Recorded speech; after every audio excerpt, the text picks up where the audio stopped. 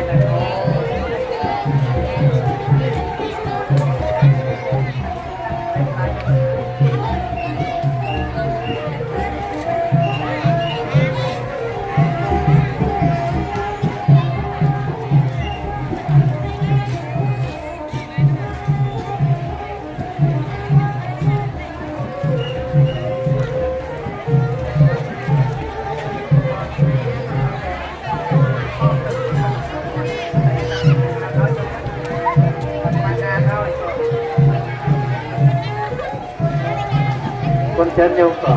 តែយើងទៅគុំបានប្រគល់មួយបច្ច័យក្រុមការងារខ្ញុំដែរហើយគឺធ្វើឲ្យបន្តិចទៀតចាំកំចាត់សំឡេង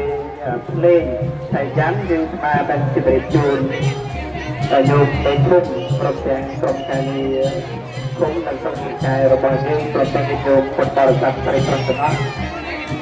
ហើយអង្គរងទាំងឡាយដែរជាម្ចាស់សុភាជាម្ចាស់នៃសម្ពុតចេញមកគ្រប់គ្រងទាំងអស់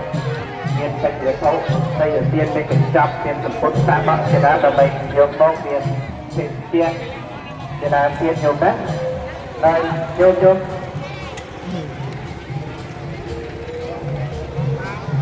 នេះដាក់ក៏បដោសំទឹកបដោសំទាំងពីរណាបដោសំទឹក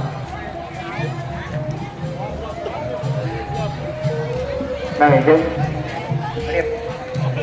ចាំកណារៀបដែរចាំរៀបមកញោមឲ្យញោមខាងក្រៅចូលត្រៃមកញោមណា